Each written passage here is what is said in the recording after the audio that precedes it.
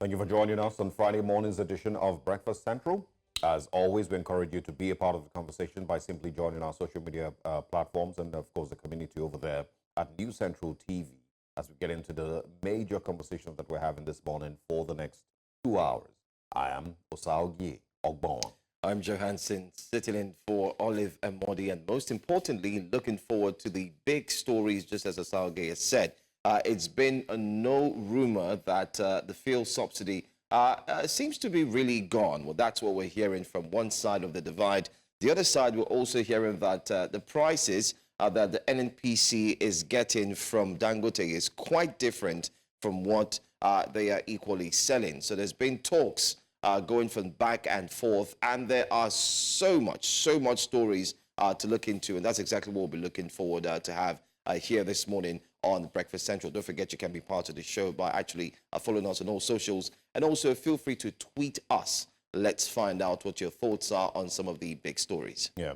I think I've seen, numerous responses, but the lack of clarity with regards, what the NNPC is selling, what Ipman is saying, what Dangote Refinery is saying, that lack of clarity is really just, brought up by the lack of accountability to the Nigerian people that we've seen from the Nigerian government.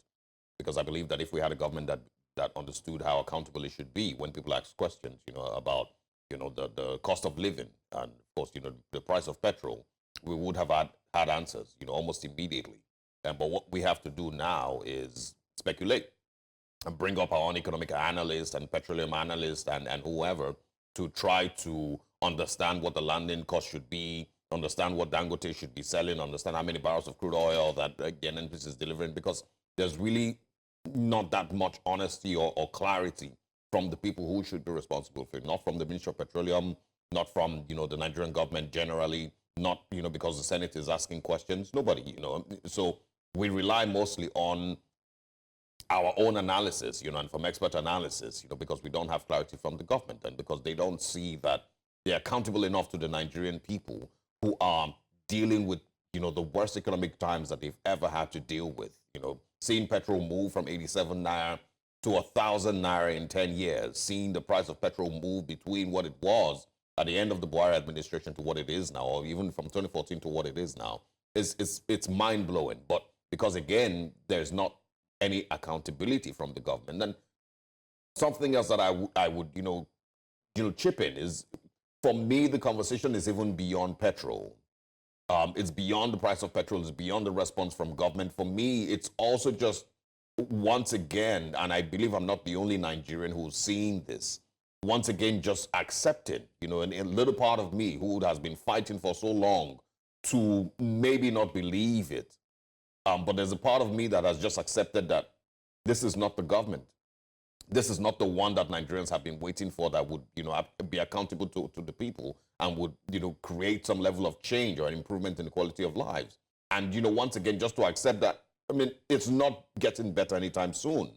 Not necessarily because of the reasons that the government has given, but because this particular administration doesn't seem to have what it takes to actually make things get better. And everyone, has just slowly started to accept it that this is not it. This is not going to be that government. If you thought that it would be in 2023, 16, 17 months later, at this point, everyone should have just accepted it. And what they, mostly would do is just continue to use, press statements and their spokespersons to just continue to, to kill time. As the 4 years starts to elapse and you realize that 3 years is gone and, they just continue to, kill time and tell you to hold on and be patient. We're putting the right policies in place. Be patient, be patient, be patient. I've seen an article this morning from, what was the Financial Times? No, not Financial Times. I can't remember who it was from. Financial Times, yeah. Financial Times. That basically just broke down a seemingly proper analysis of where we are with the current administration. And it just doesn't point in any direction that looks positive for us. And so, for me, that is what I believe, or where I believe that I have got it, even if I kind of always knew, but many other Nigerians have also gotten to that state where they just accept that, yeah, this is not that one. This is not the one that you've been waiting for. And if you remember, I've constantly spoken about body language and the actions of the government.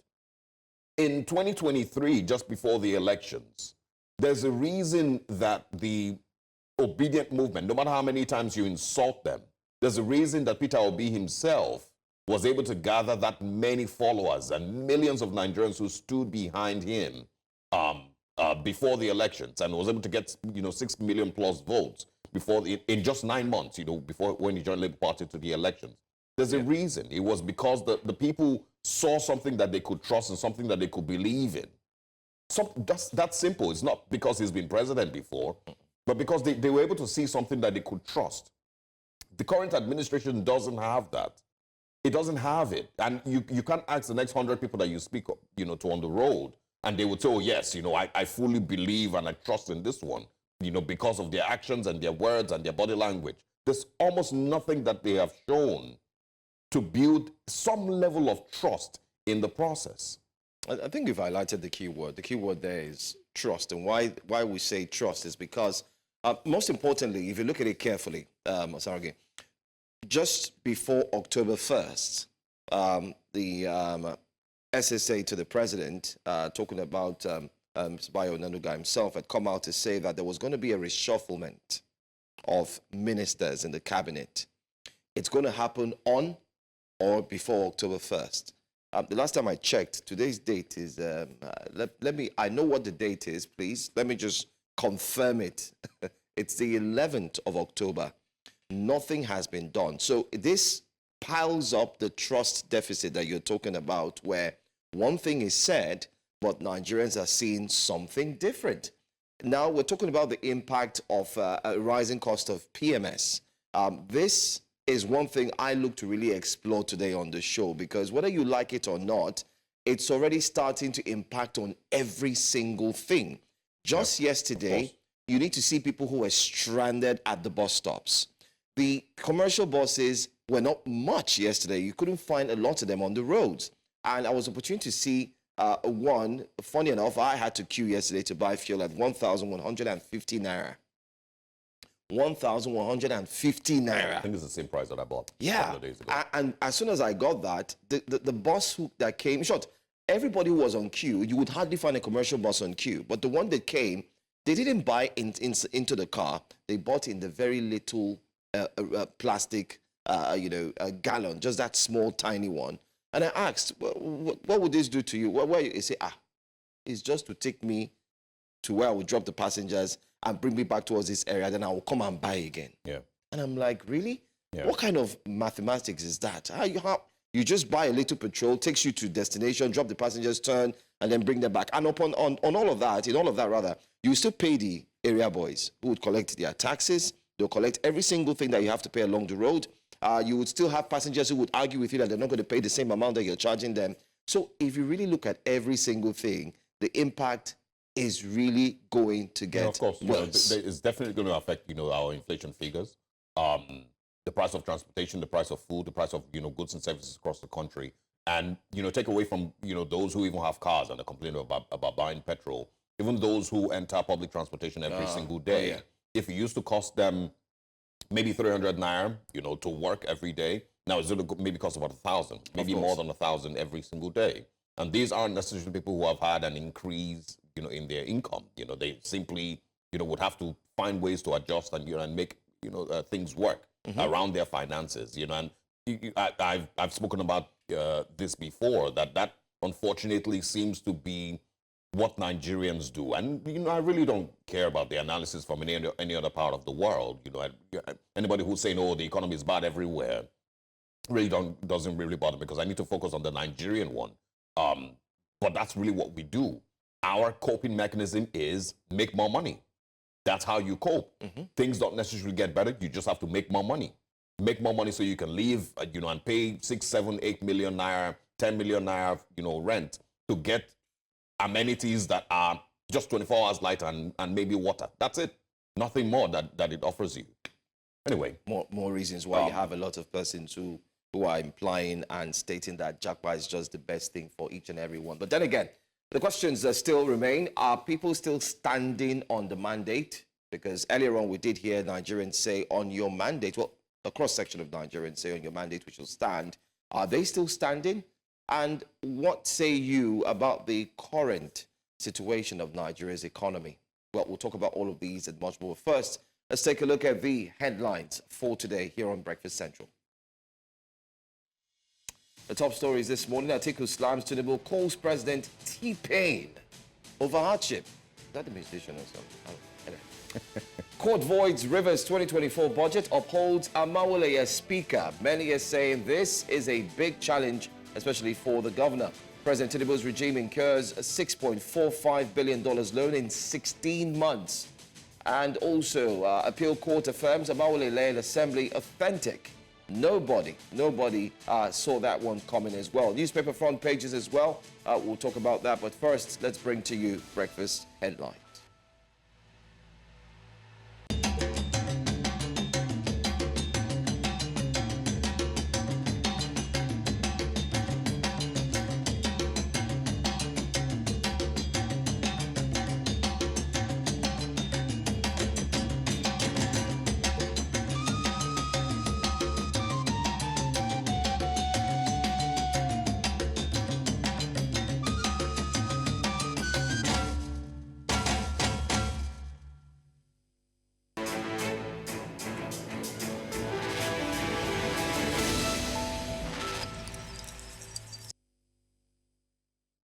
Well, let's begin breakfast headlines in Rivers State, Nigeria, where the Court of Appeal in Abuja has affirmed Honorable Martin Amaewhule as the legitimate Speaker of the Rivers State House of Assembly.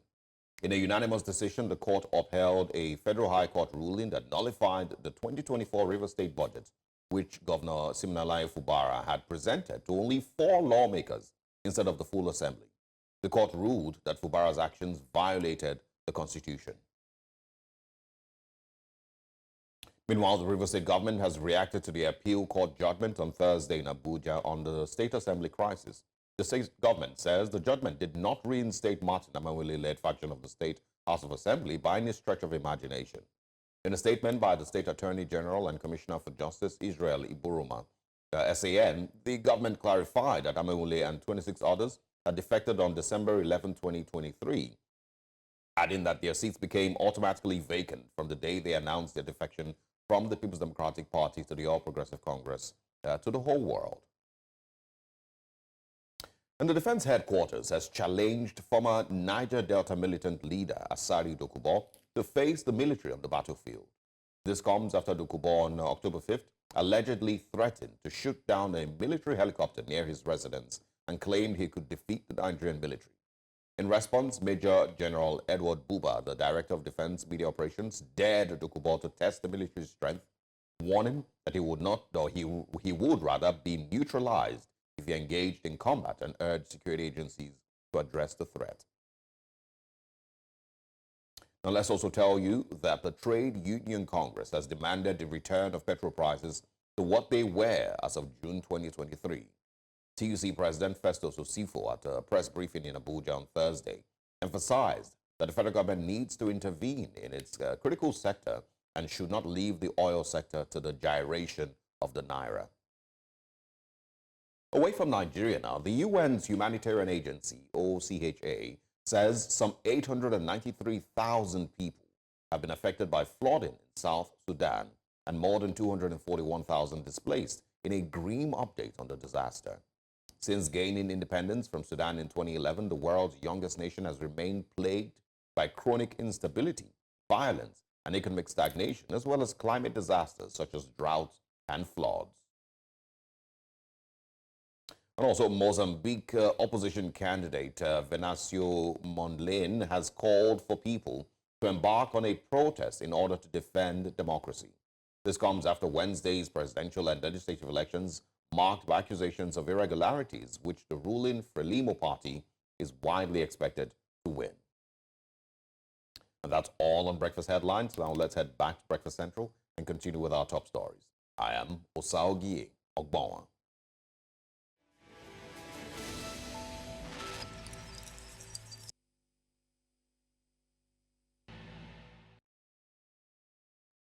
The Court of Appeal sitting in Abuja has affirmed Martin Amaewhule as the authentic Speaker of the Rivers State of Assembly. The appellate court, in a unanimous decision by a 3-member panel of justices, also validated the Amaewhule-led members of the Rivers State House of Assembly as bona fide lawmakers of the state. And this is coming months after Governor Siminalaye Fubara appealed the judgments delivered by the Federal High Court on January the 22nd, which nullified the 2024 budget of Rivers State on the premise that it was not presented before members of the State Assembly known by law. News Central's Emmanuel Bagudu reports. Another victory for the 27 lawmakers and their speaker, whom Governor Siminalaye Fubara of Rivers State had declared their seat vacant. According to the appellate court, Fubara shot himself on the foot when he voluntarily withdrew a counter-affidavit he filed to challenge a legal action instituted by the Speaker Amaewhule-led faction of lawmakers, instituted to be recognized as valid members of Rivers State House of Assembly. The court held that Governor Fubara's decision to present the 2024 Rivers State Appropriation Bill to only 4 out of 31 members of the Assembly amounted to a gross violation of Section 91 of the 1999 Constitution as amended. Right Honorable Martin Amaewhule is the authentic Speaker of the Rivers State House of Assembly, as found by Justice Omotosho, and that the other 26 members are still the valid members of the House of Assembly. And any act done without these persons participating is clearly a nullity. The number required to conduct the business of the House of Assembly, this has not been done. As claimed by the factional leader, I think this one has ended his tenure as factional Speaker of the House of Assembly.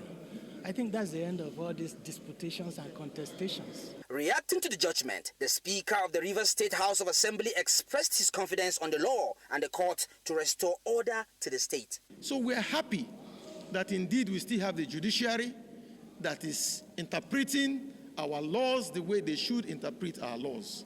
We are not surprised because we have always said it, that we stand on the path of the rule of law.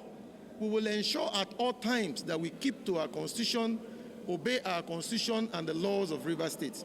It will be recalled that the Rivers State Assembly was factionalized owing to the frosty relationship between Governor Fubara and his predecessor, the Minister of the Federal Capital Territory, Nyesom Wike. Again today, the Court of Appeal made it clear that the Governor of Rivers State does not have a budget upon which is governing the states, because the Court of Appeal upheld the judgment delivered by Justice Omotosho, wherein he declared that there is no budget for Rivers State for the fiscal year 2024. What the Court of Appeal has done today is to reaffirm the judgment delivered by Justice Omotosho, and every single matter decided in that judgment by Justice Omotosho was upheld today by the Court of Appeal. The court also ordered Governor Fubara to pay a fine of 500,000 naira to each of the respondents as damages. In Abuja, for News Central, I am Emmanuel Bagudu. Well, what else can we say? The drama continues in River State, no doubt. We're starting to see another decision play out this time. We also did see an immediate response, like you took in the news, that the camp of the current governor, Siminalaye Fubara, saying that no, it's not possible because these Martin Amaewhule and of course the others had defected to the APC, where we do recall that there were videos where they were indeed singing and chanting and waving the flag and so on, and then it would be a different interpretation to have them come back because their seats were indeed vacant. But then again, just as our man Bagudu has mentioned, that the court is holding it to the fact that the governor had pulled out. He had pulled out one of the reasons which would have indeed upheld that decision that they took, that these particular lawmakers are indeed not part of the House.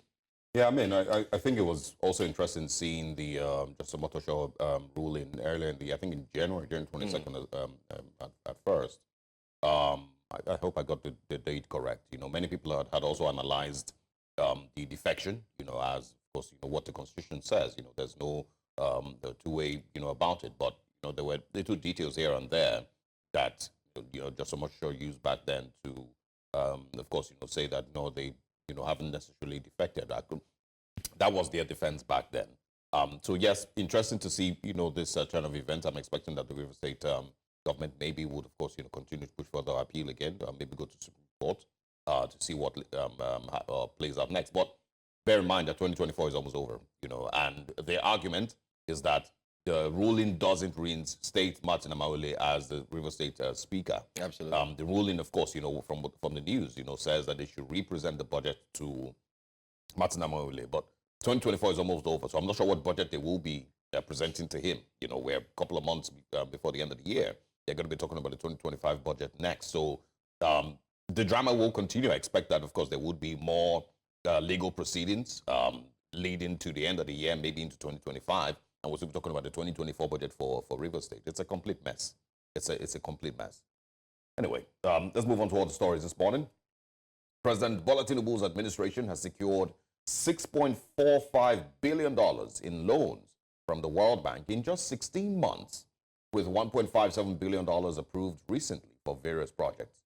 This brings the total loans approved by the World Bank to Nigeria to $24.008 billion within 5 years.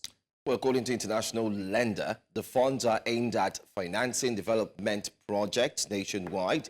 This includes power, women empowerment, girls' education, renewable energy, economic stabilization reforms, and resource mobilization reforms. The World Bank is expected to approve another $500 million loan by December 16, 2024 for the Rural Access and Agricultural Marketing Project Scale Up Project, yes, otherwise known as the Scale Up Project. Well, the conversations are indeed on every Nigerian's lips. Is this? Is it the right time for us to keep borrowing? And what we've borrowed in times past, have we seen any implication or any proof that these borrowings are used for the betterment of the society, Nigerians at large, including you watching us now this morning? But joining us to discuss this, we do have a development economist. Yes, one who focuses on developmental issues. Mr. Aliyu Onimisi joins us this morning. Thank you for being here this morning, Mr. Onimisi. For having me on your show. Great. You've seen the borrowings. In the past administration, we also saw borrowings. And it's been clearly stated, especially using data and resources, proven online that the previous presidents had ensured that the country's debt profile was indeed reduced. However, in the past administration, we saw the debt profile go up. And now it's starting to look like we are going to have another very huge debt profile to deal with as a country. What's your take on these borrowings, by the way? So far, so good. The situation is pathetic, so to say, because if you look at Nigeria as a country, we are a lower middle income country. And anyway, classified as an emerging economy, if you look at our debt profile, it's so huge. Though they have said that we are within the threshold, which is the total public debt to GDP of 40% ratio, then and for the servicing of debt to revenue, ratio of 50%. But when you look at how much we are owing within the space of 1 year, that is 16 months, as you said, we have actually have an increase of, 2.9 trillion naira. That is 2.2 billion. If you convert it to naira, that is 2.9 trillion naira. It's huge, making our total debt stock to be 21.9 billion trillion naira, 21.9 trillion naira. So overall, when you look at it, our total debt, however, I know we are talking about external debt now. Our total debt, both external and internal debt, is 121 trillion naira. That is so much of an amount for a country. And if you look at Nigeria as a country, in terms of the top borrowers in the World Bank, financial system, we have, moved to the third position after Bangladesh, Pakistan, and Nigeria come next, which is 16.5 billion US dollar. That is very huge, and it will affect. It's affecting already because if you look at how much we spend, quarterly on servicing debt is alarming. Within a space of 3 months, Nigeria is spending as much as over 1 trillion naira to service debt. That is the principal and interest combined together. So I don't see how we are going to continue on this path, because when you look at the level of poverty, if you look at World Bank report, over 30% of Nigerian population, that is the current population of 235 million Nigerians, you realize that over 30 cannot afford $2.15 per day. That's approximately less than 4,000 naira. So it's huge, and it's an issue when you look at it from the developmental perspective. Yeah, I mean, as much as many would also argue that taking loans is not a problem. In Nigeria's the peculiarities with the Nigerian situation are only maybe what just make it a problem, according to what you've just analyzed. But I wanted to look at the loan breakdown and see if these are things that we can justify with the current administration and its appeal for loans. We're talking about power, $750 million.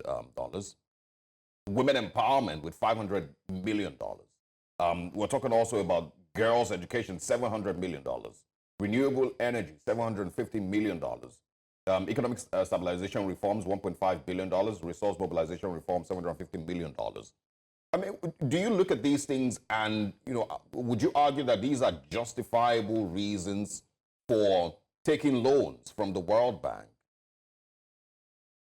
Actually, when you look at our position, because the IDA loan, when you look at World Bank Group, we have the IBRD, that's International Bank for Reconstruction and Development, and International Development Association. So for the International Development Association, their focus is more on, the poorest or the emerging economy, so to say.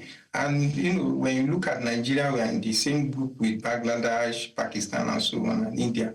So, however, India is doing a bit okay because they have been able to reduce their debt profile to IDA. So, what we are seeing currently, I really don't think that we are seeing much of the impact, because the corruption level has made it so difficult for us to feel the impact of the government. When you look at the CPI, for example, Corruption Perception Index, Nigeria is rated, 24 yeah. In terms of score. So, and from the range of 0 to 100, you can see that we have a low response to corruption. So, no matter how much is being spent, we hardly see the impact in the economy. So it's necessary, but it is not convincing. You understand? It's not entirely satisfactory, because we are not really seeing the impact. If you look at the level of poverty, the level of inequality, and the standard of living generally, you realize that we need to do more as a country. Yeah, I mean, the Buhari administration, increased, loans skyrocketed. Nigeria's debt profile skyrocketed during the previous administration. And I don't know that administration can justify those loans that we took, and point to certain projects or improvement in Human Development Index and say, okay, yes, these are the reasons we took all those loans. So the current administration adopting pretty much the same format, just 16 months into office, isn't that already another red flag that we've not been able to justify what we took before, and yet we're going to take even more loans? Shouldn't the National Assembly be asking these questions?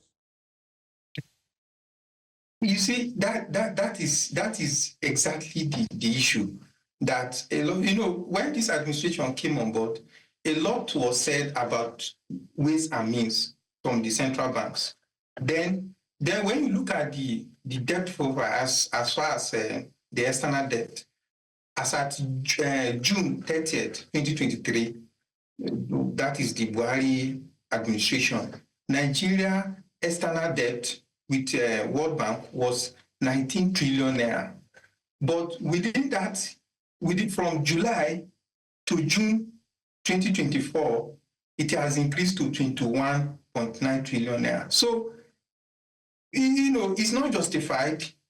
It's not justified because if you look at what we have been getting, that, okay, we are removing subsidy so that it will allow the government to raise more funds to attend to the infrastructural deficit that we have, and we are meant to take responsibility for some of these things. Even as the presidency said, we are expected to be taking a baby step.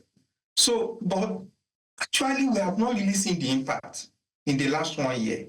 And the debt profile have actually increased, despite the fact that we expect revenue to improve. And my fear for the country right now is this. Now we have started seeing the oil price going up above $60 per barrel. So if steps are not taken to restructure the economy, because we rely heavily on oil and gas as our main source of foreign earning, if we allow what happened in 2016 to come back, because this like a business cycle. There are times you have boom, then there are times you have downturn, which is the recession. In 2016, oil went down as low as $30 per barrel. If we should see that within the current situation that we are in, it will be a big blow for the country in terms of the revenue. So I really think that where government should be looking at is how to reduce the cost of governance, because we have an administration that within the 16-month period has really increased the expenditure level, and I think that is where the problem is. They should look at how they can downsize. Instead of having more ministries, and going into programs that are not too relevant at this point in time, the government should look deep in the cost of governance. All right, Mr. Onimisi, I mean, you've talked about cutting cost of governance. I mean, that's low-hanging fruit. I'm sure every Nigerian has called for that as well, including every single person who is aware of what each person takes home. I mean, I'm just going to quickly look through this. If you look through what the Senate President reportedly takes home by a report online, it says he takes home 30 million naira monthly. We know there's been argument on what the members or the House of Representatives do take home monthly. And then there are constituency projects as well, which is worth about 4 billion naira. But cutting cost of governance, is that really it? Would you also take us through what corruption seemingly has done to these borrowings, especially as an economist? And can you also share with us, I mean, in all answers, what development Nigeria has really gained or gotten from these borrowings that you are aware of? Okay, now when you talk of corruption, our major problem is the justice system.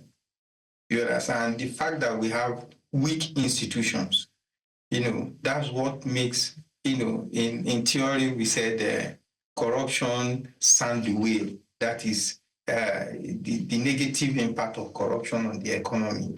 So for Nigeria, what the political appointees are being given, I really don't think is justified when you look at our level of income as a country.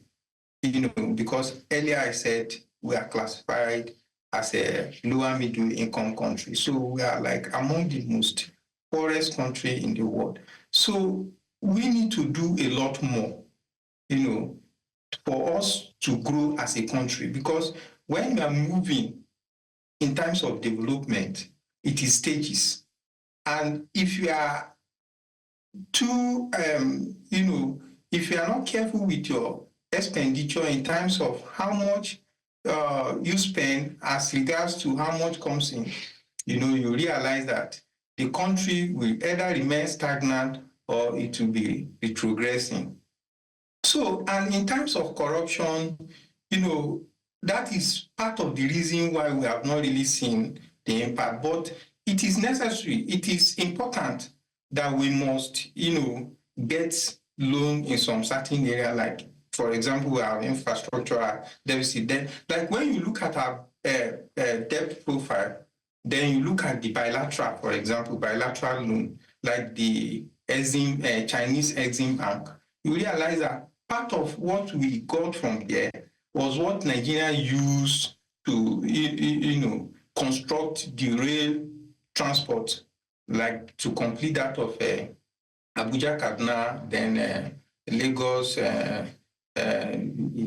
Ibadan, rail line. So it's beneficial because it will help to bridge the gap that we already have. Yeah, but we are not seeing much of it because of, the corruption level that we have. Yes, I mean, so it's a corruption, issue, mostly. Trust deficit with the government, inability to justify the loans that it has taken, even in previous governments, with the Buhari administration, running Nigeria into trillions and trillions of naira in debt, without really anything to show for it. On his Independence Day speech, Mr. President claimed that Nigeria had attracted $30 billion in foreign direct investment. The government, of course, has also bragged in the past, that since Nigeria ended the subsidy regime, it had saved trillions and trillions of naira. So again, why does Nigeria still need to borrow money?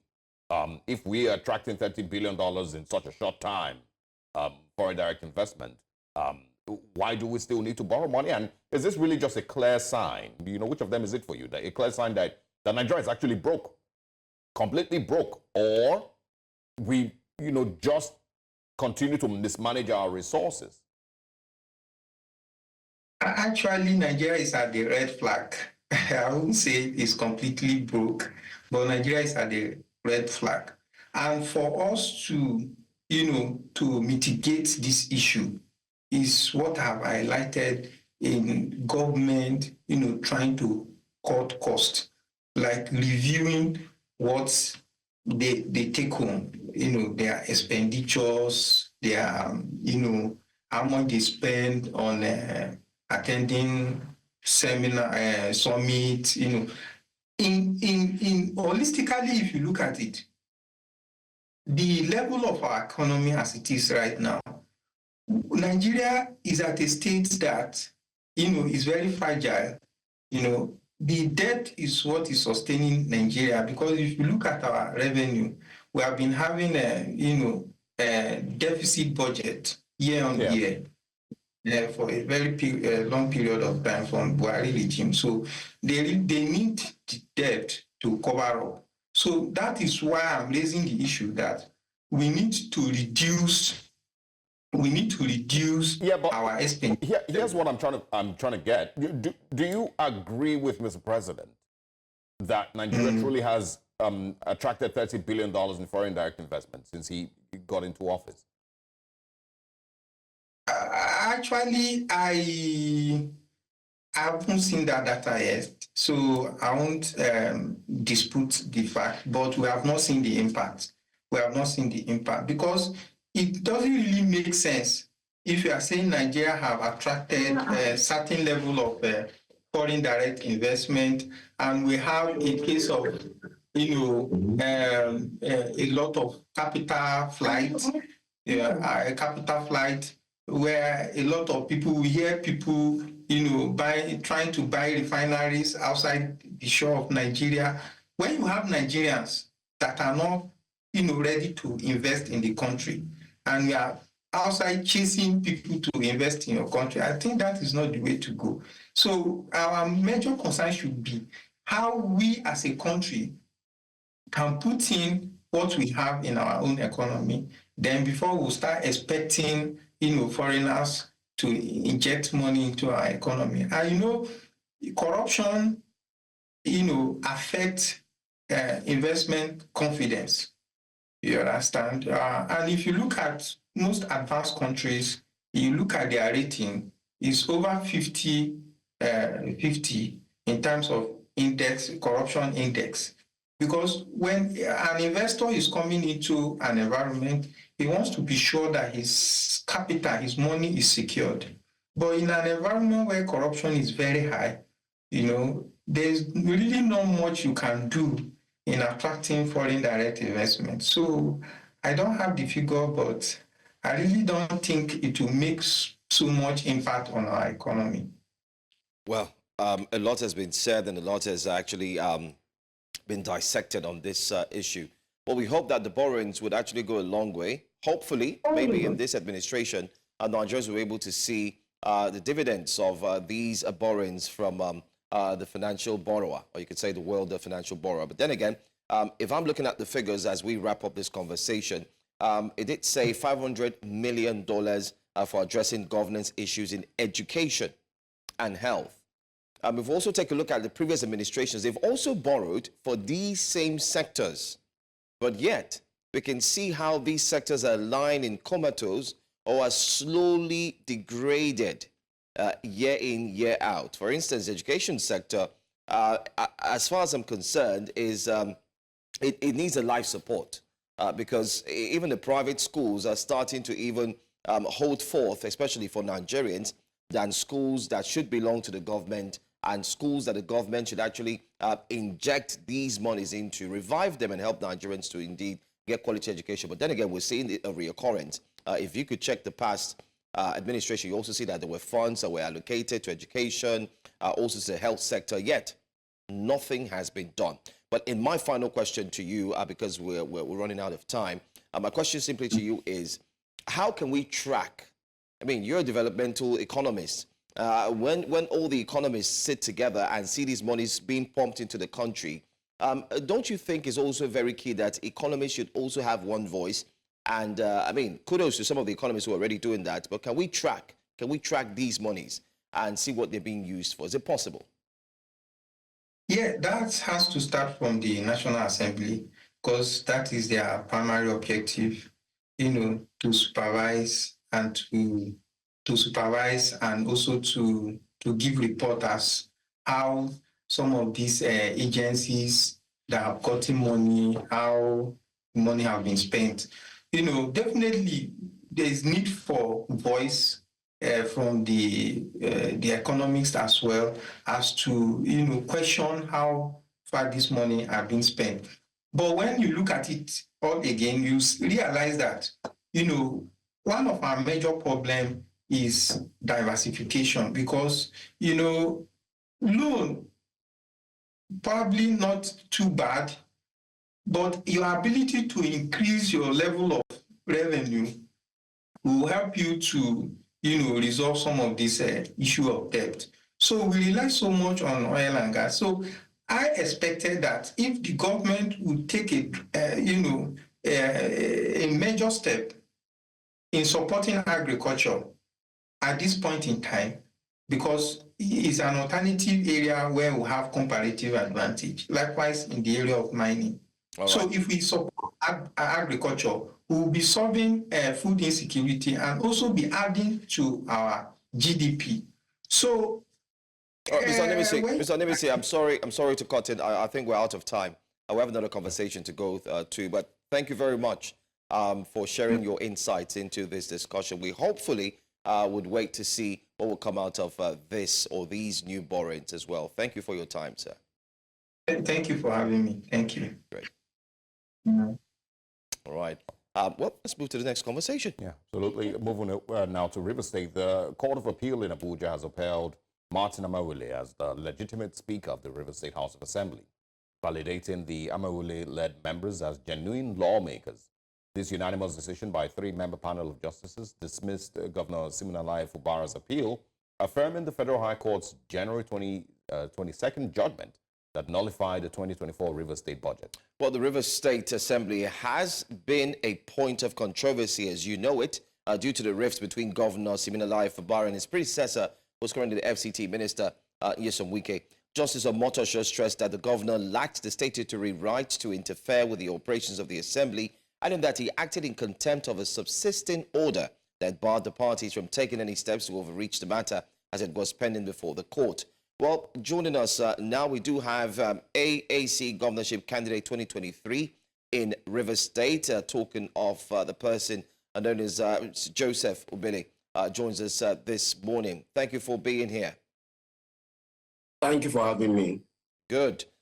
You've seen this recent court pronouncement, most importantly, one that has gotten everyone talking. I want to ask what your thoughts are concerning this.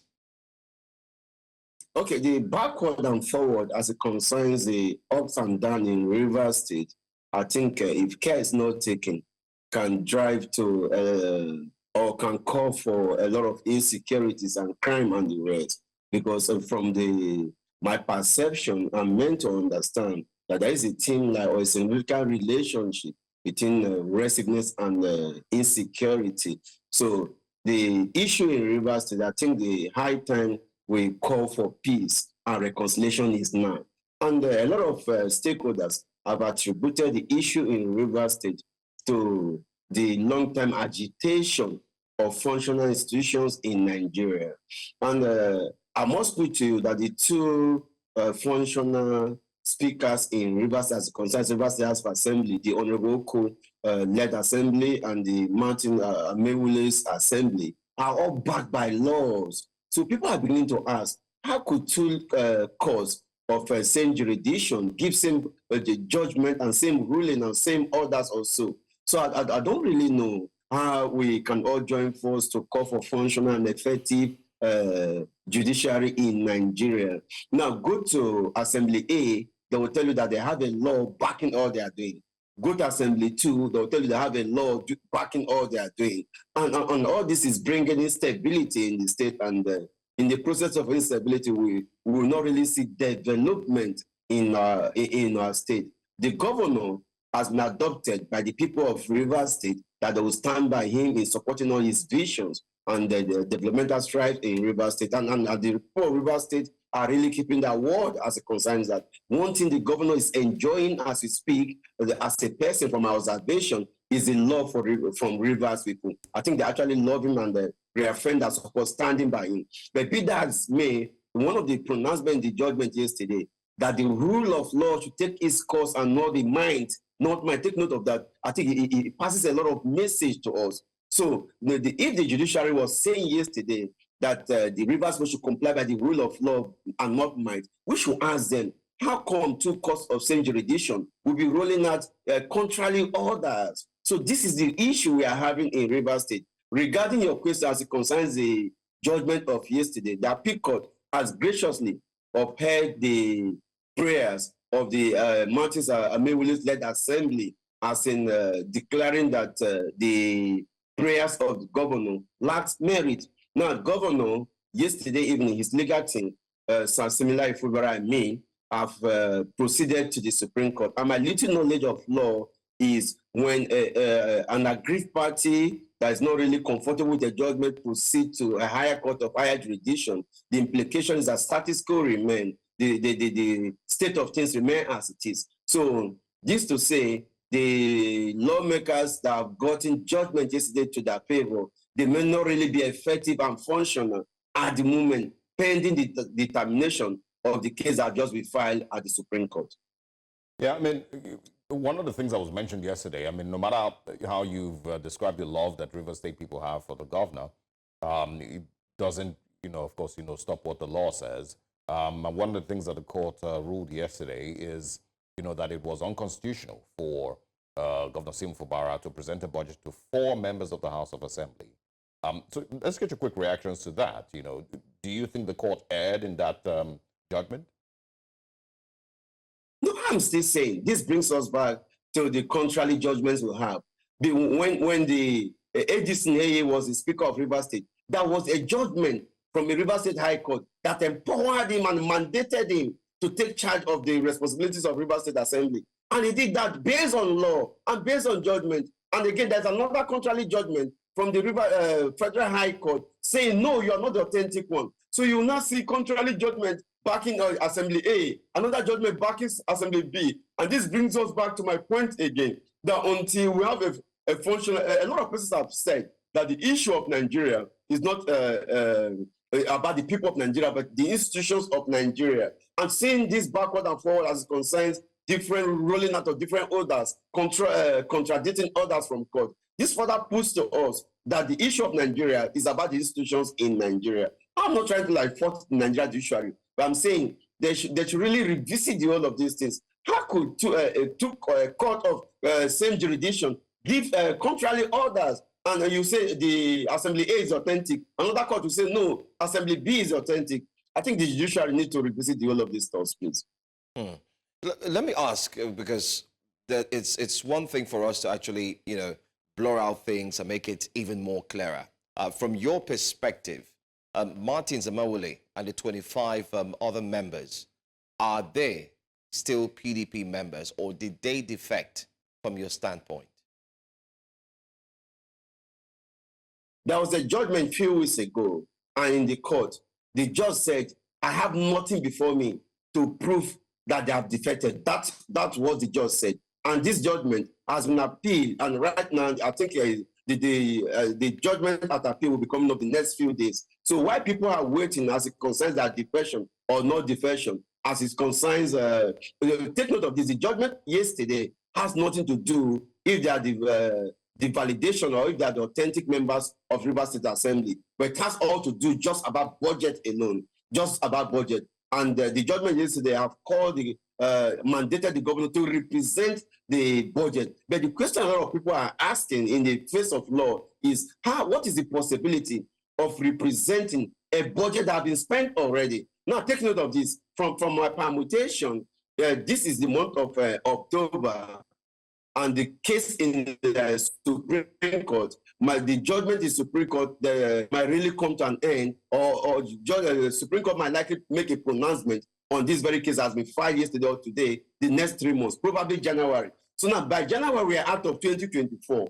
Now, and what we are talking about is the budget 2024. So now, is the face of law for a budget that has been passed, spent, executed, and we are out of 2024, now talking about 2025. So the possibility of executing that judgment is the issue, not really calling on people to obey the rule of law. We are in October, meaning 10 months is gone in this year, and we are talking about represent a budget for this year that should have commenced since January this year.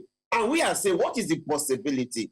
Giving a judgment is one thing. If you build a skyscraper on my building, on my land, and we arriving in the court, a judgment is given to my favor, say this skyscraper, bring it down. Let's say this skyscraper is about 50-story building. What is the possibility or the rationale behind bringing down 50-story building within a week? So the issue is that a judgment has been given, and it's expected that all Nigerians should respect the rule of law to strengthen our democracy. Yes, I support that. But what is the possibility of having funded the budget, operated on same budget from January to October, and you're saying represent? So are we rewinding ourselves back to January? Or I think there's an issue, and all the issues still brings us back to the issue of the judiciary. That the Nigeria judiciary should revisit all the issues as it concerns rolling out of orders and judgment. All right, and so what happens now? 2024 budget in October makes absolutely no sense. The year is almost over, where you should be talking about preparing the 2025 budget. So now that the court has ruled, what do you think happens next? Is the government going to be representing a budget that has already been spent?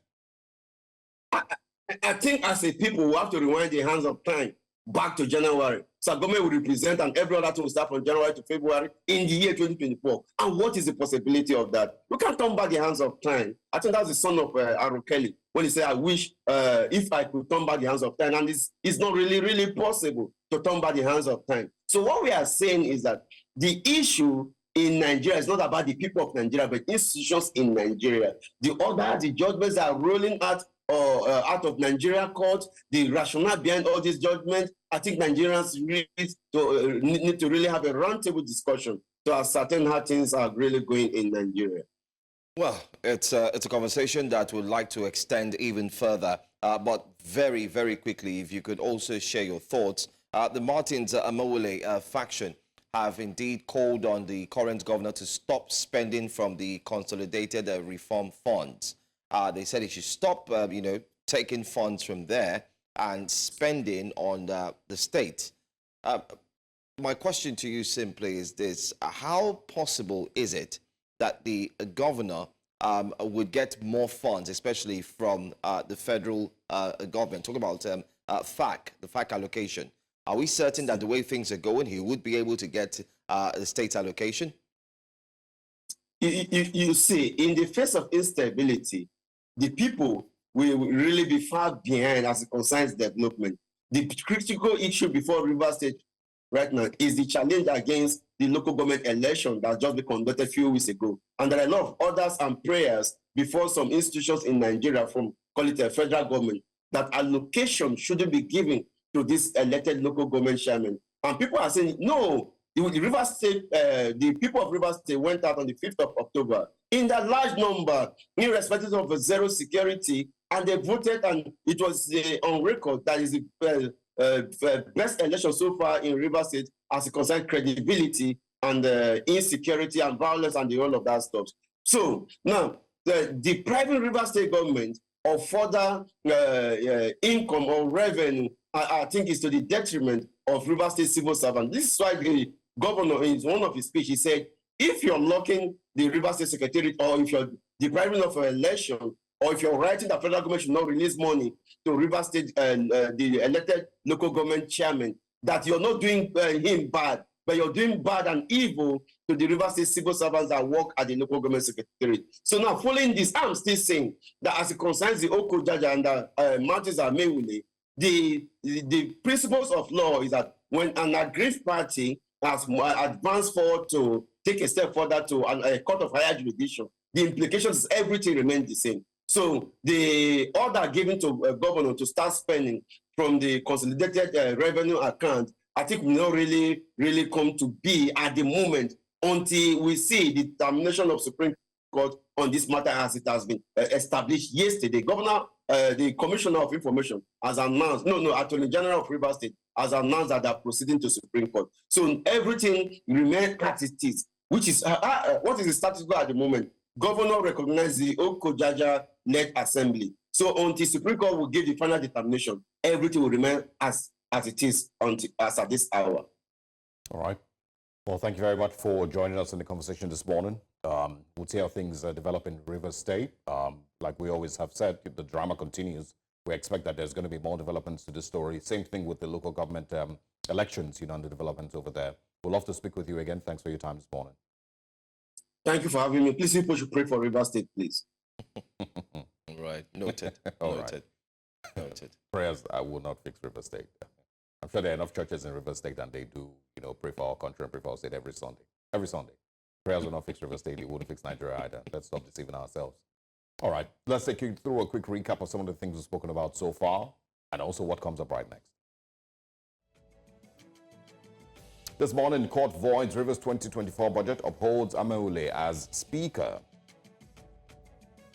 And also, we've told you about the President Tinubu regime incurring a $6.45 billion loan in 16 months. And now it's time to take you on a quick journey through the newspapers this morning, share with you the major stories making headlines across Nigeria. This morning, as always, we have political analyst Nemeka Obiari joining us to review these papers. Good morning. Good to see you, sir. Good morning, Osarege. My pleasure. It was your birthday yesterday, I believe, or a few days ago. Yeah. Okay. Happy birthday. Thank you. Yesterday, yeah. Happy birthday. All right. Let's kick off with the Punch newspapers this morning. Big one on your screen there says petrol price hike. Ipman tackles NNPC, threatens to stop operations. Marketers accuse NNPCL Limited of inflating Dangote petrol price. Meman continues loading subsidized PMS. We can also find here Lebanese jailed 14 years for sexually exploiting 2 teenage girls. Why military hasn't gone after Asari Dokubo, says the defense headquarters. And also, Norgay threatened suit over governor's bill to control local government funds. Fubara heads the Supreme Court as appeal court affirms pro-Wike lawmakers. These are the big ones that we're taking this morning on the Punch newspapers. All right, let's go to Daily Trust next. Let's see what else. Okay, let's do the, very quickly, let's see, Daily Independent. Let's handle that very quickly. It says, signs of anarchy everywhere in Nigeria. PDP Board of Trustees warns. So it's a warning. They're saying signs of anarchy everywhere in Nigeria. They asked Tinubu to review policies to check widespread hardship. Nigeria is sinking deeper under President Tinubu. COP laments. My husband, not cause of hardship, says Oluremi Tinubu. We also see other stories on page 7. Tinubu too much in a haste to exit fuel subsidy, according to TUC. There was an emergent press conference that was also put up by the TUC where they spoke and expressed their concern. Reps seek tax policy overall to ease burden on citizens. Reps seek tax policy, and we talked about policies earlier on at the first mention of the front page. Anyway, again, court rejects bid to stop Kano LG elections. Health workers threaten strike. Issue 15-day ultimatum to federal government. Federal government says, Senate says, I beg your pardon, LG elections conducted in violation of democratic tenets.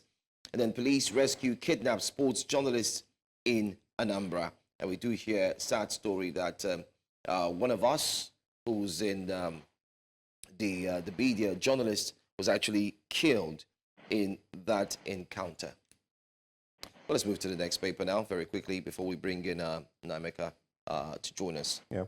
All right, the Daily Trust newspapers, I think we can quickly throw in some stories from there. Ipman tackles NNPCL over new petrol price, says oil firm bought product for 899 but sells at over 1,000 naira per litre. It will come down, trading arm of National Oil Company says. Why did you say? Why did you say that way,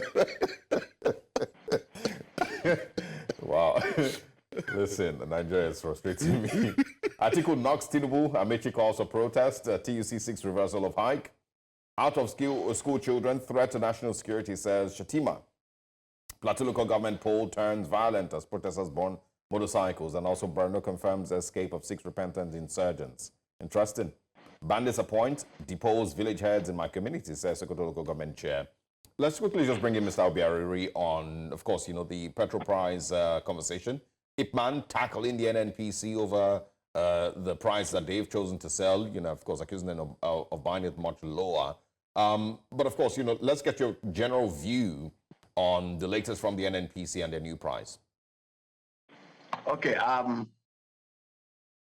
think on Friday, I bought a liter of the PMS at the 11 PLC filling station at Awolowo Road, 1,500 per liter. I actually bought 52 liters for 78,000 naira. That was at the height of the announcement. Just immediately they made the announcement, they immediately adjusted their pump price. And the fact remains that based on the current pump price, subsidy is totally gone. Anybody telling you that he's paying for subsidy is not making sense. And again, Ipman is also not making sense in the real sense that Ipman cannot argue that NNPC bought from Dangote at 893 naira per liter and then hiked it. NNPC cannot, and that is the truth. And Ipman should also know that Dangote is a private refinery. Dangote's prices must fluctuate based on the commodity price fluctuations in the international market. Dangote is not like somebody that produces 1 million bags of rice and the prices are fixed. Dangote keeps refining, and every day, for those who check the commodity markets, average price of a gallon of the PMS, that's gasoline, is selling for about $2.16 now. If Ipman members are also understand how the market works, all they should have done was just dump their numbers. FOB at that price about 955 naira per liter. So there's no way. And then NPC have actually eliminated themselves from the system. In that, they're simply telling us that subsidy is gone. NNPC said, we are no longer going to subsidize, we're no longer going to stay in the middle. Anybody can go to Dangote and buy. If Ipman members feel that NNPC have moved the price, Ipman members, they are big enough, they are powerful enough to go to NNPC, so they want to Dangote and say, we're not buying from NNPC, we want to buy from you. And Dangote will say to them. But Osarege, that also comes back to the same issue. We have stakeholders in the oil and gas industry. who have refused to say the truth and tell the truth and continue to live like ostriches, hiding their heads in the sand. I have always advocated, and I will, if time permits me to also suggest again, we can actually sell a liter of the PMS at a price of 500 to 600 naira per liter, no matter the price of the product in the international market, no matter the volatility, in every part of Nigeria. How is that possible? Simple. Yes, and let me explain how it's possible. Currently, we own public-owned refineries. Kaduna is out of it because Kaduna uses the Venezuelan crude stock, and the pipeline that leads to Kaduna had been compromised. So we are left with Warri and Port Harcourt.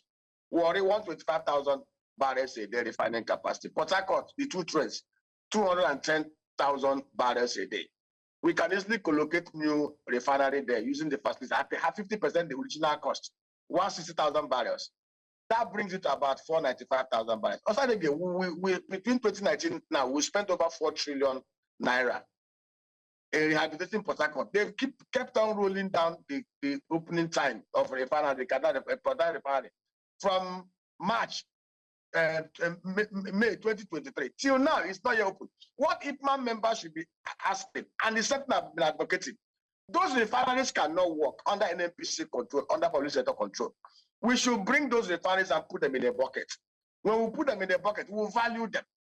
Federal government should quickly sell down. It's something that can be done in 3 months. There's only long lead time. Sell 80% to deep, 30% of the 80% to deep pocketed, capable refinery managers. And then 50% to Nigerians. I will buy a chunk of it. I will buy a portion of it. List it on the floor of Nigeria Stock Exchange. There's a good portion that is allocated to those refineries, 445,000 barrels a day. We can even allocate marginal fuels to them. Federal government providing guarantee to produce a barrel of the crude oil in Nigeria. Highest is $31 because of insecurity. We say they should come up with a special purpose vehicle. Under such a special arrangement, what we do, cost plus margin. Cost of refining, let's use the maximum point, $35, $31. Cost of refining a barrel of crude oil amortized over a period of time is $10. Add it, $41. 30% margin to those who have invested their money, which is very tidy. There's no refinery that makes 30% anywhere in the whole world. That brings you to 53.3 cents. Even at the current exchange rate, we will be producing these products at a price plus margin that is not more than 430 naira per liter. By the time you add the other costs plus margins from the depot owners, storage and margin to the truckers and haulagers to the filling station managers, and we will sell this product under this special purpose arrangement at a price of 500 to 600 naira per liter anywhere in Nigeria. And this is out of our off-OPEC quota. We can also produce crude and sell this crude, meet our OPEC quota, while we're using this portion that is not OPEC quota to meet our special need. To ensure that this product is not kited out of Nigeria, we will set up what we call the Petroleum Bulk Trading Company, just like we have in the power sector, MBET. Who are the members of this Petroleum Bulk Trading Company? Members of IPMAN, members of MOMAN, members of DAPMAN, Nigerian Bar Station, and other civil society organizations. They will sit on the board. We know where the filling stations are. IPMAN members know. So everything that is produced here, based on this special arrangement, we will refine everything we consume here. The excess we will sell to our neighbors. And we will still sell enough crude oil to meet our working capital obligation from that end without any alternate cost of use of the petroleum product. What is so difficult about what I've explained here? Yeah, but just to button, Maman, Dapman, and all the rest of them should be pushing.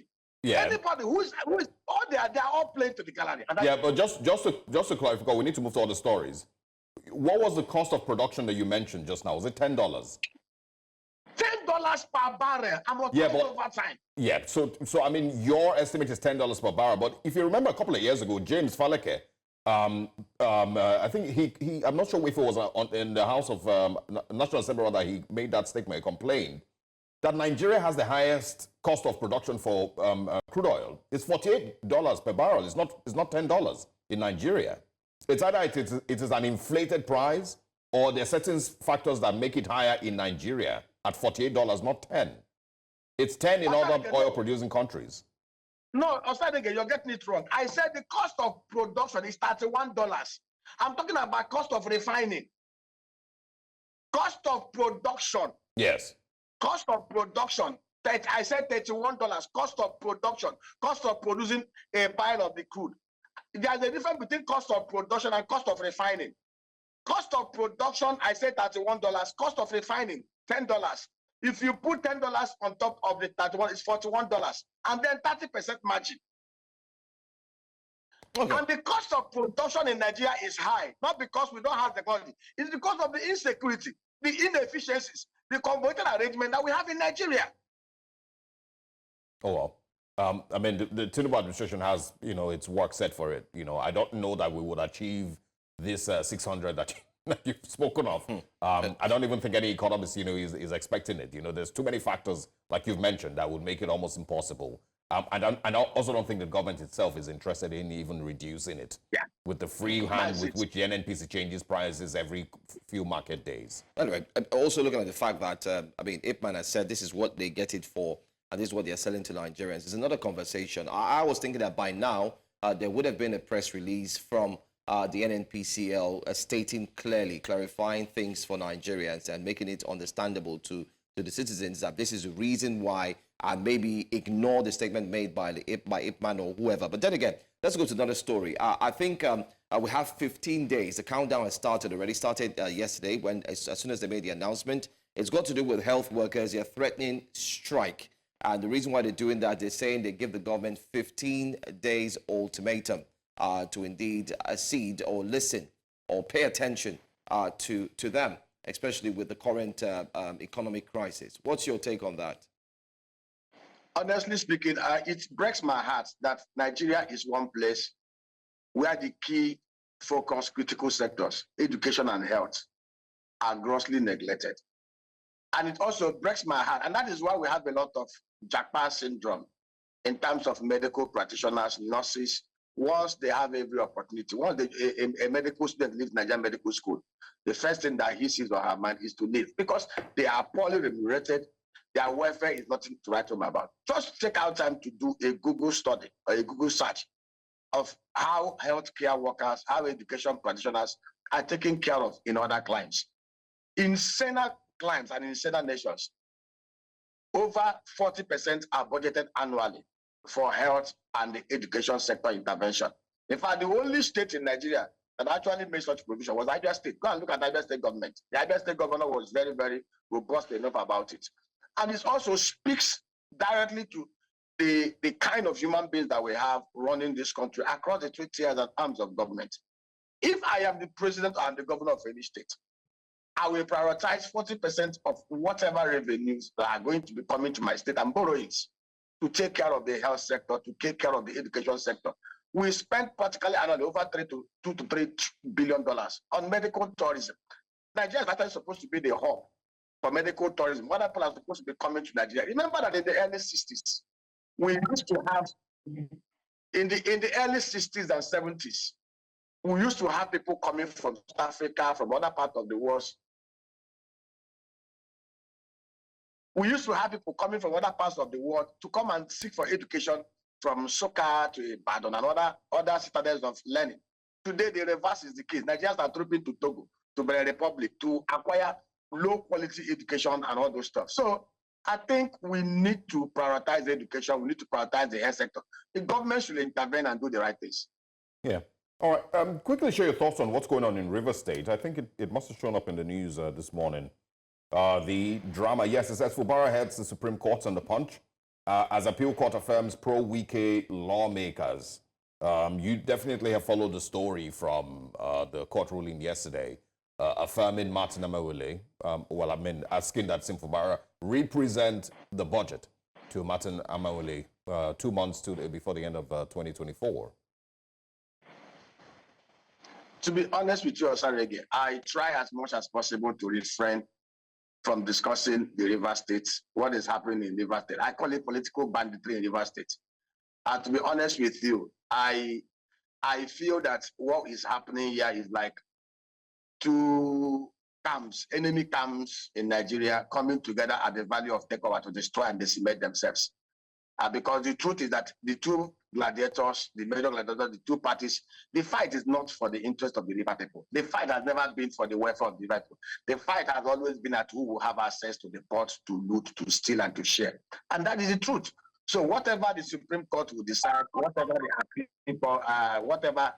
the appeal court decision, whatever, I am not interested in what is happening in River State. I have zero interest. I'm being honest with you. I have zero interest in discussing what's happening because what is happening in River State has nothing to do with the welfare of the people, have nothing to do, and it's a crying shame that in the 21st century, we're having such kind of makebadas. You see people threatening left and right. In Senate climbs, 99% of the two parties and the two camps will be in jail. That's anyway. Let's go to another story very quickly. Let's see one of the papers we did look at initially. I'd like us to go back to the Punch. The Punch. But before we take the Punch, before we take a phone call, we do have a phone call. Why military hasn't gone after Asari Dokubo, DHQ? I'm sure you did see another press conference that was held by the Nigerian military. We'll talk about that. But let's go straight to the phone lines first. We do have a caller. Hello, good morning. Thanks for joining us. Yes, hello. Hello? Yes, we can hear you loud and clear. Good morning. Welcome. Thank you. Thanks for joining us. Calling from Abuja. From Abeokuta. How's Abeokuta this morning, by the way? Yes, you see, the idea of listening to Mr. Nnameka, his idea, to me, very perfect. So I want to ask Mr. Nnameka, can he prepare a paper, suggesting to Mr. President, who is incidentally the petrol minister, and seek an interview or an appointment with Mr. Tinubu and table those ideas of his to the oil minister? Because if he can have that type of idea and what can bring down the price to 500, 600, Nigerians will hail him. So maybe he can, try to see if he can seek an interview with Mr. President, with his papers, and, see Mr. Tinubu with his ideas. Very lovely perspective this morning that I've listened to. So is that possible, Mr. Nnameka? Thank you. Very, very possible. In fact, let me tell you, as a matter of fact, they have that proposal on their desk. And we have also suggested that even if they want to sell those refineries to themselves, and if they are scared that it will destabilize and distort their profit, or I'm talking about, in Nigeria, we have what we call stakeholders, those who purport to own Nigeria. If they assume that such arrangement will distort it, they can actually sell the refineries to themselves using SPVs, but let Nigeria breathe. Yeah, I mean, I think it's also important to mention, that it's not, Nigeria's problems, aren't because of a lack of ideas. You could write as many articles as possible and email them, maybe even go knock on the president's door and give it to him to read. Even if I read it out to himself why he is sleeping. It's not lack of ideas. It's mostly political will. It is just not being or taking the Nigerian situation seriously enough to actually affect that change. It's not lack of ideas. They have a lot of brilliant people around them. They have a lot of economic analysts. They have a lot of analysts in different fields. It's not lack of ideas. Let's also look at that story again. I mean, we did talk about not being lack of an idea. Remember what happened during the Obasanjo time. I mean, it was a lot of political will for us to enjoy what we call the GSM today. We know how that also came about. If that wasn't done, I'm sure we would be backwards when it comes to internet and, of course, technology. I'm afraid we have another caller before I go to this story. I wanted us to talk about the military, why they have not gone for Asari Dokubo yet. They did a press conference and they told Asari Dokubo that the video he made during the Rivers LG elections, where he said he was going to shoot down the plane, that it was a threat, and he's going after the military, and the military just want to tell him that they have the will and the willpower and they could actually deal with him. But why haven't they done that? That's one of the headers. Well, let's take this call very quickly before we'll have you react to that story. Hello, good morning. Hello, good morning. Good morning, gentlemen in the studio. Good morning to you. What's your name and where are you calling us from? My name is Tony. I'm calling from Benue State. Benue. All right, go ahead. Okay. I want to comment on River State issue. So many of us are losing hope in judiciary by the things we are seeing, judgments that they are ruling day in, day night, the cases they are having. And you see, what the thing that is happening in Abuja is like Fubara is holding River State and Nuke is holding Federal. And this is not good. Lost it. All right. Mr. Amaewhule, please quickly share your thoughts on the issues between Asari Dokubo and the Nigerian military. He seemed to have threatened the army briefly. Yeah.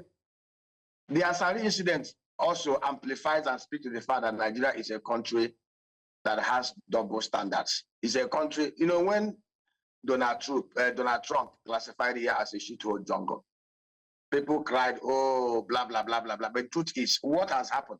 Here is a clear case of somebody threatening treason, and he's still free. Those who did not commit treason are being tried and pushed around and being done everything to make sure that they are prosecuted. Journalists that blew whistle, journalists that reported facts about things that are happening, that should be praised, are being haunted, are being held incommunicado in dungeons. Whereas a man who openly threatened the sovereignty of Nigeria is working free. Of course, Asari is their assets. He is useful in their hands to do what they want to do. And that also speaks to the level of insecurity in Nigeria. I have said it and I repeat it again. I may not be a security expert, but I am smart and intelligent enough to know that every security situation in the whole world is indigenous. Later, Abacha said, if such kind of banditry will have in Nigeria festers for more than 48 hours, those in authority and power, they have and they know everything about it.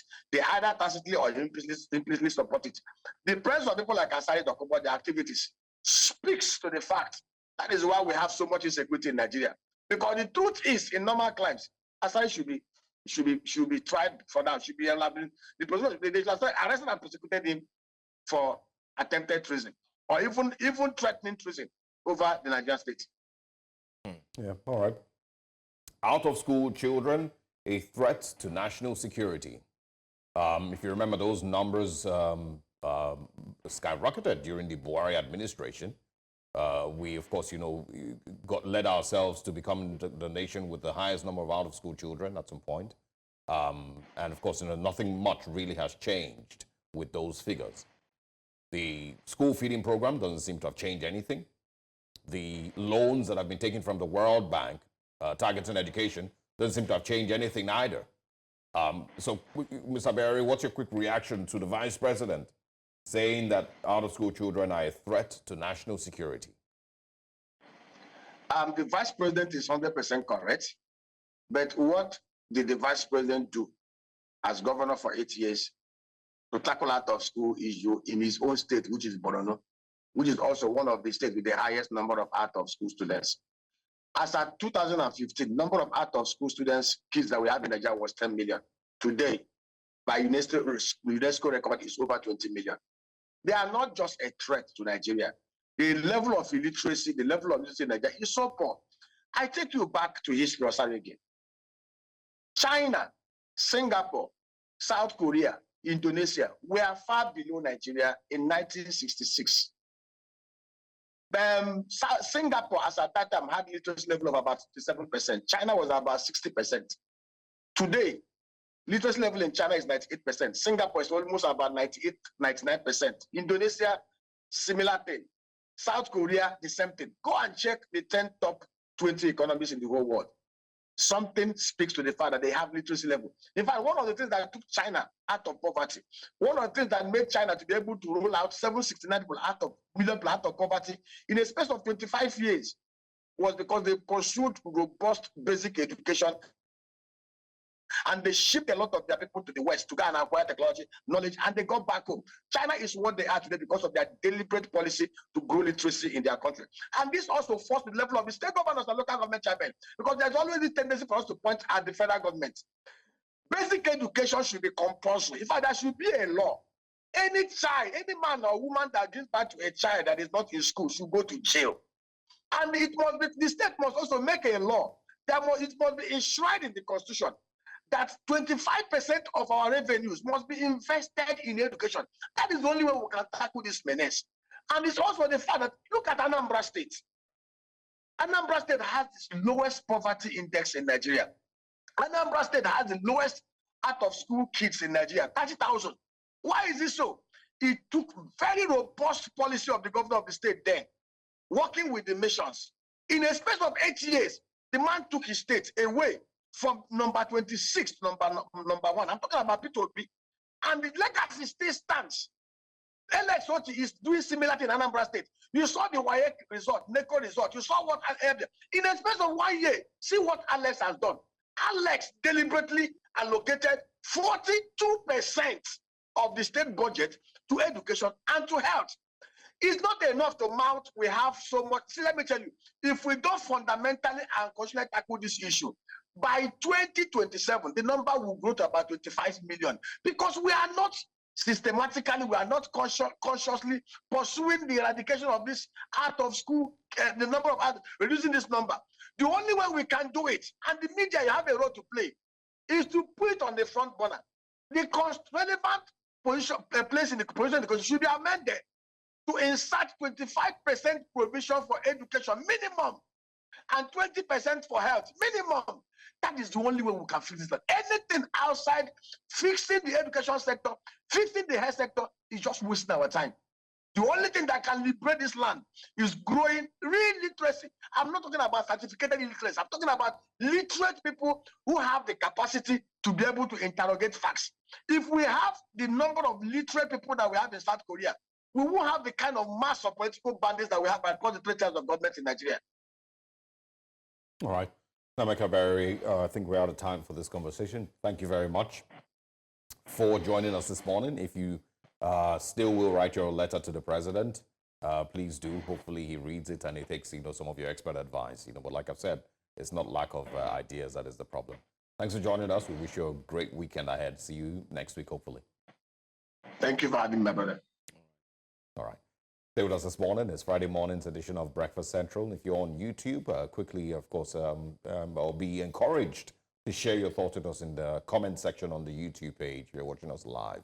We'll take a short break. When we come back, we, of course, get into more conversations this morning.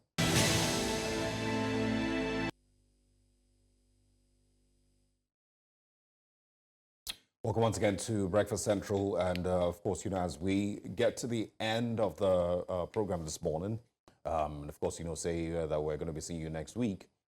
It's time to just quickly share what our top stories of the week are, and I think mine is going to be mostly centered around, I started the show with it this morning. It's going to be centered around the lack of clarity with regards petrol pricing in Nigeria, and I started, for those who joined us late, by saying that, one of the major challenges for me is, the seeming lack of sincerity and openness, between the Nigerian government and the Nigerian people. The stage where we found ourselves, where we then have to analyze the situation by our own expert analysis. We then have to, start calculating. It's pretty much the same way, Nigeria, when Nigeria or the Super Eagles is playing a World Cup or AFCONs, and then we fail woefully in the first 2 or 3 games. We have to add plus minus, subtraction here and there to see whether we'll qualify. That's what we eventually do with these stories. We do not have any clarity from the Nigerian government or from Nigerian government agencies that clarify exactly what the situation is and justify what the situation is. Why are Nigerians currently buying petrol at, above 1,000 naira without any, assurance that this, 1,000 naira plus is justified, without any assurance that these prices will not change in the next 2 weeks or the next 3 weeks? Why are Nigerians still in petrol queues, even after the government has made countless promises about ending petrol queues and about the reasons for subsidies being ended? Why are Nigerians still in petrol queues, even after the Dangote refinery has begun producing petrol for Nigeria? Why are Nigerians still having to deal with these petrol queues many, many weeks and months after numerous promises have been made? It's simply because of lack of clarity, and many would argue it's because of lack of truth from the Nigerian government. If we had a government that understood its accountability to the Nigerian people, we'll probably, find a situation where they would be open and say, this is what the situation is. Even if Nigerians have to be empathetic with the government, because we'll find ourselves in a situation, that, just doesn't have any positives to it, would be empathetic and say, okay, yes, we understand.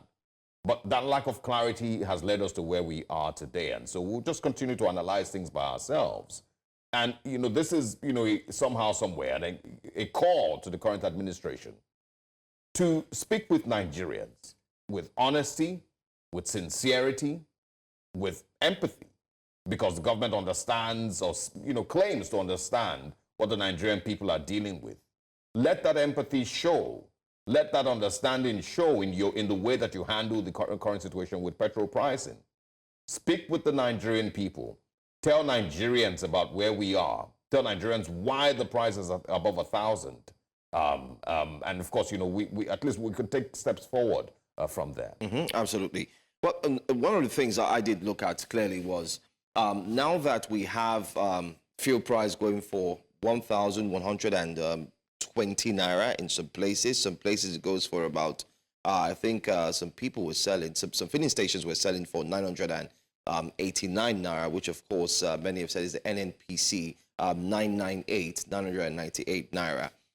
Let's just take an overview of what this means for you as a Nigerian. So let's look at it. Let's paint the picture for you. The minimum wage, in which a lot of governors have not implemented yet, is 75,000 naira. Now that doesn't even get you a bag of rice, okay? Because a bag of rice is higher than that. Now, if we break that 75,000 naira as minimum wage within a family of, let's say, 4, the father, mother, and 2 children, if you break that down, the price of school fees has gone up.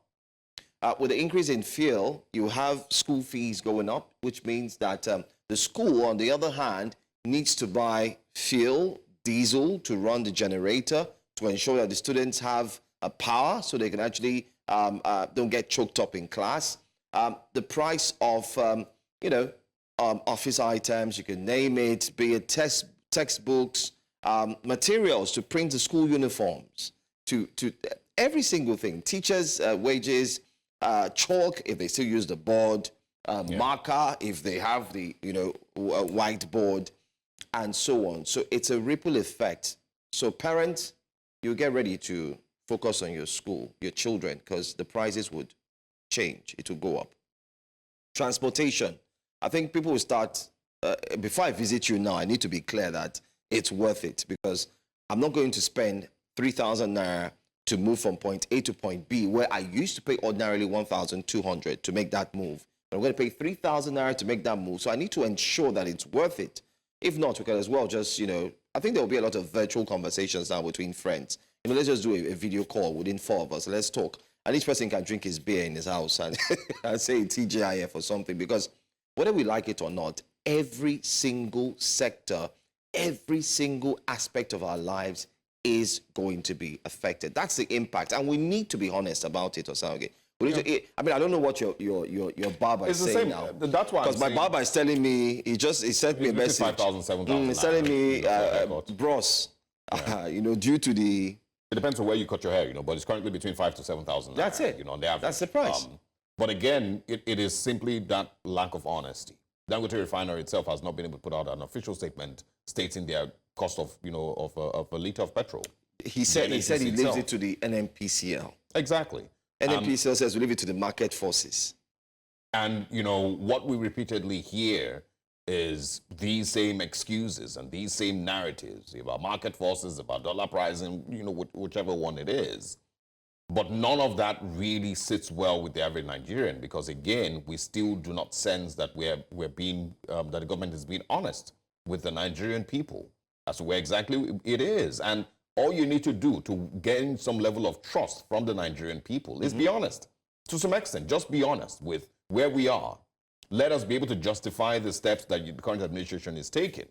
If we needed to end fuel subsidy, and of course, those were the immediate steps and reforms, reforms that Nigeria needed. Okay, fair and good. But be honest with us as to the other details concerning why we don't have any, functional refineries still.